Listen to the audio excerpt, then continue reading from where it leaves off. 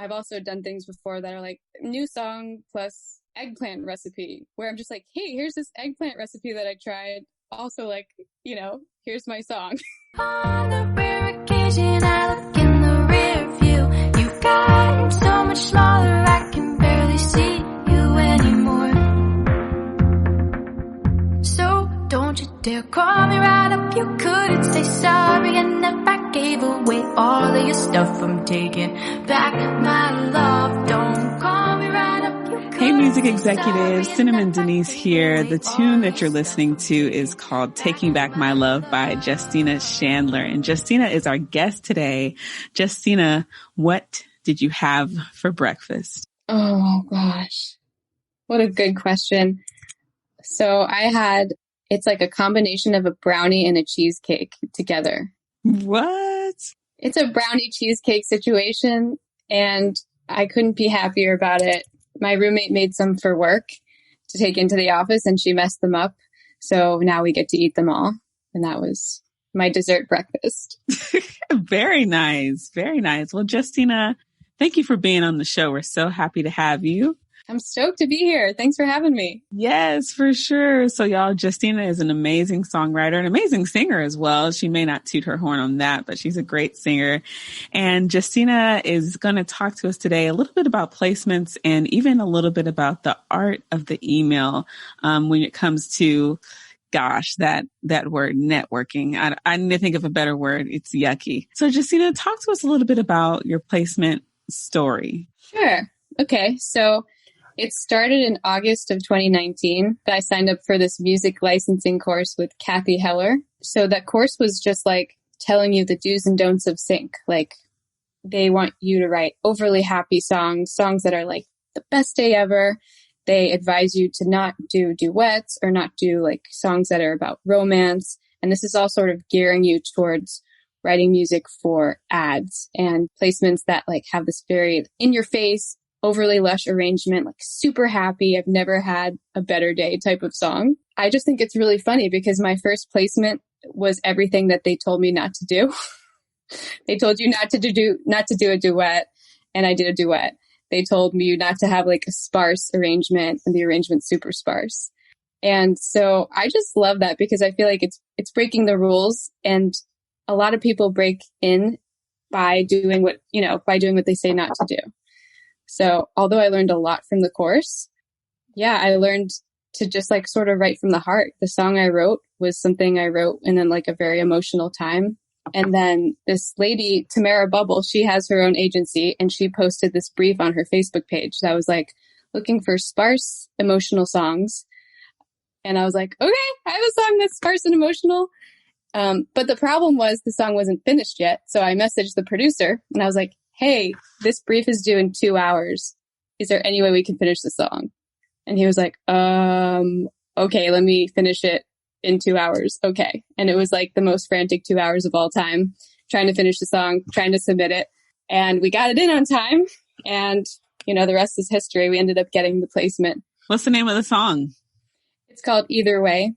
Either Way. And tell us what it's about. It's about sort of letting go of a lover, but like wanting them to know that they have everything they need and wishing them well. Gotcha. That's nice. I haven't actually need to listen to it again because I didn't get that from that song when I listened to it. Okay. Yeah, you get different things when you listen to songs, right? For sure. From your perspective, that's what it's about. But for me, it was about something totally different. I love it. I love that. Yes. The other thing I do want to talk about is the art of the email, right? So there's so many different approaches people take when they're cold emailing, for lack of a better term, and you don't know the person that you're emailing. You kind of found their address in a sort of snarky way, and yes. And you just kind of guess, like, I think their email is their name at thecompany.com, and you're guessing. Yes. I've done that so many times. It's so like sneaky. Sneaky. Exactly. So talk to us about, some of the steps that you've taken and things that you found have worked when it comes to reaching out to individuals that you don't know. Great. I love the question. I've done some thinking about this, and I think I've whittled it down to 4 things, and they all start with the C because I want, consistency. So it's clickbait, concise, CTA, call to action, and connection. So the first thing, clickbait, that is referring to the subject line of the email. The subject line is like I feel like is your most important piece of real estate in your entire email, because that's the thing that they're going to see in their inbox. So I've gotten a lot of success just writing something that I think is going to make them click it, something that might shock them or interest them. My most successful subject line was R&B song with sex harmonies. Mm-hmm. I would click that. Who wouldn't click that? And every single person I sent that email to, every music supervisor opened it. Not all of them, listened to the song, but all of them said something like, oh, interesting subject line, or nice, haha, sort of breaking the ice a little bit. I've also done things before that are like new song plus eggplant recipe, where I'm just like, hey, here's this eggplant recipe that I tried. Also like, here's my song. Just a way for them to feel like they're being treated like a human, I think is really important too. Yeah. So I would put some thought into like, how do you make your subject line shine? The second thing, concise, keep your email short. These people are busy. I assume whoever you're emailing is going to be busy. And so you want your introduction to be short, a couple sentences. You want your ask, whatever you want from them, to be short as well. I would say, like, as a rule of thumb, if it takes you longer than a minute to read, it's probably too long, because, nobody has time for that. I don't want to read an email that takes me longer than a minute to read. Yeah. And that brings me to the third one, which is CTA, call to action. You want to ask them a question at the end of the email that is specific and easy for them to answer. For example, so your call to action can show that you've done research. You can say, like, I see that you're working on this new project, and I see that this project includes, 80s alt rock music. Does this song fit the vibe that you're going for? So you show that you know what they need. You're not just saying, here's a song, it's in any genre, I have no idea what you're looking for. Your call to action says, I've done my research on you, I know what you're looking for, and I think that this fits. Yay or nay, And if you feel like you want to connect with this person, but you don't have something that is what they're looking for, anything to make a connection, like, hey, I just moved to LA and I see you live in LA. What's your favorite pizza restaurant? They can answer that.